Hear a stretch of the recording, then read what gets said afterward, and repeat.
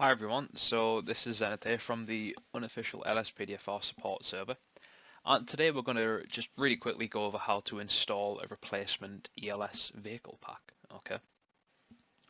The pack that I'm going to be using today is the LCSO Liberty pack by Ripple.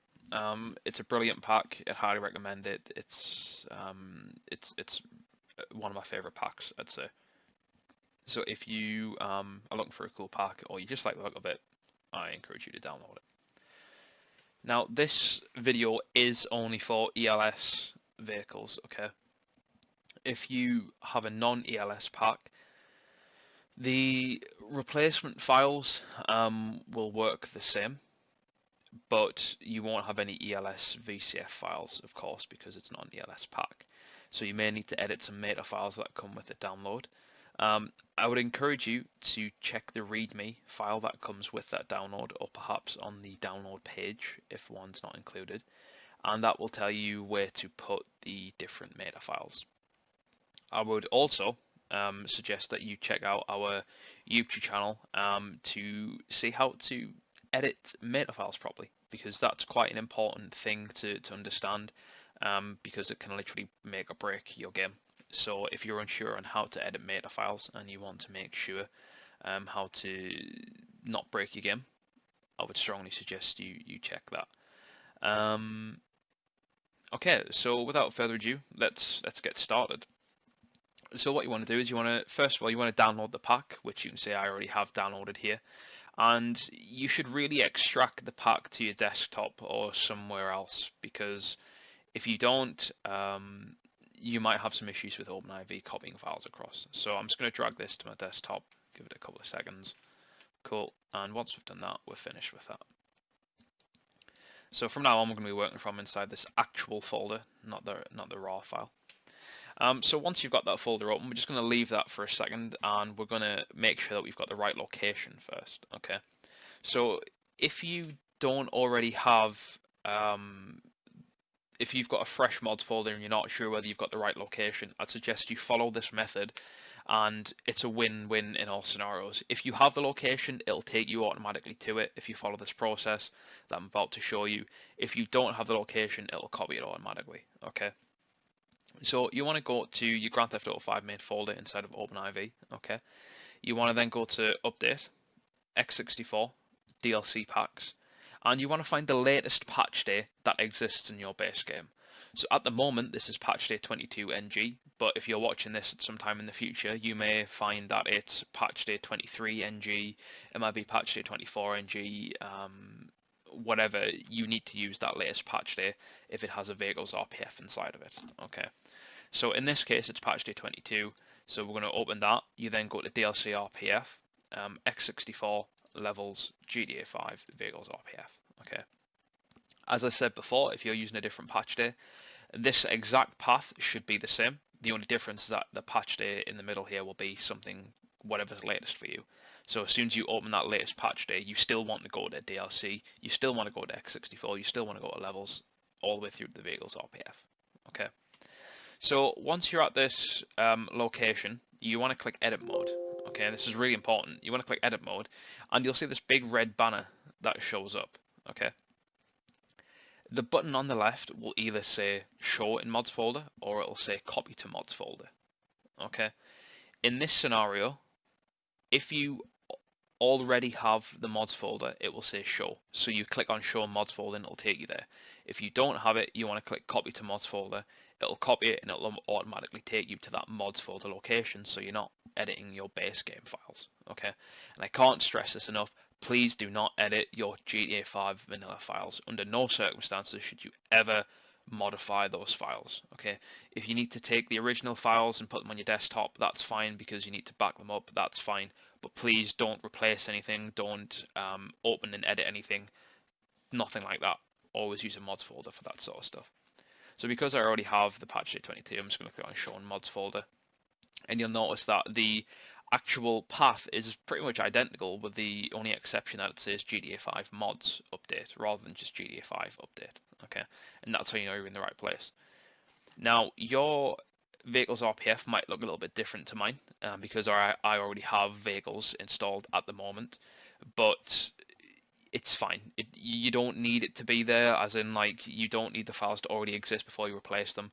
You may only have a handful of files, a handful of cars inside of that folder. That's fine. Put the police cars in there anyways, because the way patch days work is the latest patch day always overwrites a previous patch day. Okay, so it doesn't matter if there's a police car inside of patch day 3 because you're going to be putting it in patch day 22 or 23 or 24, whatever, and that's going to replace that one. It's going to overwrite it. Okay, so you don't need to worry about whether the car already exists or not. So the next thing that we want to do is go back to the download folder once we've got those folders prepared, and you want to find the YFT and YTD files. So in this case it's inside of a vehicles folder, and then you've got more subfolders inside of that which tells you the models of the real world equivalents. So we'll begin with the Ford Crown Victoria. All you want to do, you want to highlight those files that's inside there, so you can see it's the YFT, the YTD files, and another YFT. You want to highlight that, and you want to drag that into OpenIV. Okay. Now you may not notice a difference if you've already got cars there because they might be the same size. You'll notice a difference if you haven't touched this before because you'll see Police YFT appear, which is here. But just to make sure, it's good practice always to open the YFT file to make sure it's worked, regardless of whether you've seen some change or whether you've seen some file change or whatever. Just always open it to make sure. So you open that, and OpenIV will show you that yes, it's worked. Brilliant. Now we go back to another car. We do the Caprice now. We do Sheriff. Drag that in, and then check Sheriff. Again, you can see that's worked perfectly fine. And then we'll just do, I don't know, we'll do the Charger now. So this is Police 2. Now I think at the moment the pack that I have is different to, yeah, so I have the Pony Indiana pack, which is obviously a different pack.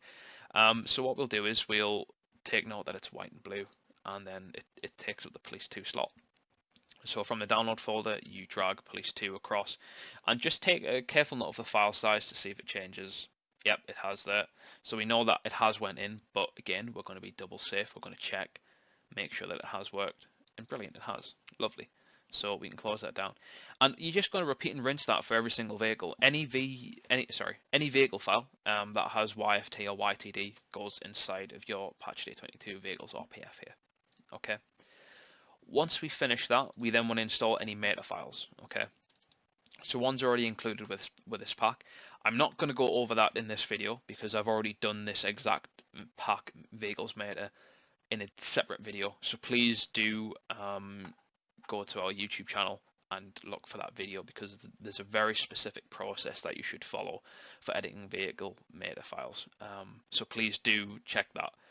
Once you've installed that vehicles meta file properly, you can then move on to the ELS files. And in that case you can close down OpenIV because we don't need it anymore. So I'm just going to open a new window of Grand Theft Auto 5 here. There we go. And in the VCF files, in your download folder, you may have something different. It may not be called VCFs, it may be called ELS files, it may be called ELS, it may be called something different. Either way, when you open it, you should see that there's model names followed by XML. So Police XML, Police 2 XML, Police 3 XML, so on and so forth. Okay. Once you've got those open, you then go in your Grand Theft Auto 5 main folder, you open the ELS folder, you then open the pack default folder, and you highlight everything and drag them all across. Okay. If you see this little window pop up that asks you whether you want to replace, click yes, replace the files in the destination, and it will highlight which ones it's changed. Once you've reached that point, you're finished, you're ready to go. If you don't have an ELS folder inside of your Grand Theft Auto 5 main folder, you need to install ELS properly. Okay, that's a separate thing in itself, so I'm not going to cover that in this video, but I will put a link in the description to ELS and ScriptHookV, which is also what you need. So please do make sure you have ELS installed before you install any vehicle packs. Okay. But once you've done that, you're finished. That's it. You've installed the vehicles and they're ready to go. You can play GTA 5 and go ahead and do that. So just to wrap up, I'd encourage you to join the server, our Discord server. I will put a link in the description, of course. We have a lot of good stuff in there. We have a support FAQ for any sort of common issues and fixes and whatnot. We send out plugin updates, and we have some really cool partners. at the moment we have the likes of Super Pyromaniac, who makes super callouts and super events and deadly weapons. We have Bijojo, who makes Stop the Ped, Ultimate Backup, all those. We have Sebi, who makes United callouts and the police helper menu. We have Alexion, who makes enhanced vehicle actions. We have Ripple, who makes some incredible car packs, and we also have Opus, who makes grammar police. They make some brilliant content. If they ever update their items, we always put a server announcement out with specific role mentions. By the way, we don't use @everyone announcements. So if you need help with anything else beyond this video, please do feel free to join the server and we can help you out. Or if you just want a cool place to hang out and chat, you're more than welcome here as well. So thanks for watching. I hope it's been helpful. I hope it's been useful. And I will catch you in a little bit.